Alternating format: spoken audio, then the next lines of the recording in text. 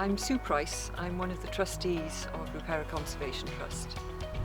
Ruperra Conservation Trust is a local charity which owns a 153-acre site, Caerphilly, Ruperra, and it's been operating since 1996. We started off with a site which was pretty devastated by the removal of the majority of the conifers, and over the course of the next 15 to 20 years, we've planted probably in the region of 60 or 70,000 trees. We've restored some old hedges and planted lots of new ones. We've put up lots of dormouse boxes and had birds and dormice nesting in them. And we have encouraged local people to become volunteers on the site, which many of them have become really strong supporters over the years.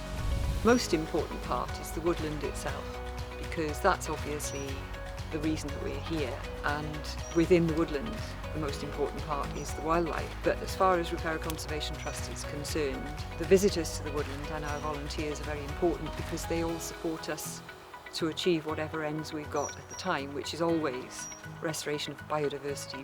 So what we're doing up here is removing the conifer crop that was here and restoring it to natural broadleaf habitats. So we've got much better habitat for all the wildlife that was pushed out to the edges when the conifers were here.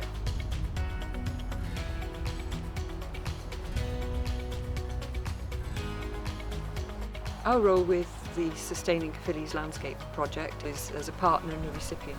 We have limited funds as a charity, and so we're always looking for where we can fund projects and work on site that is really necessary. And we were lucky enough to get money to do that from the Sustaining Caerphilly's Landscape Access project just at the right time, because, for example, our main track really needed improved drainage and resurfacing, and other paths were getting very, very muddy and robbed out from the bad weather that we've had in the last few years. So it's benefited us enormously from the work that we've been able to do. Improvements in the way that water runs off paths and is one of the things that is most important now at the moment because of climate change. So we found that enormously useful.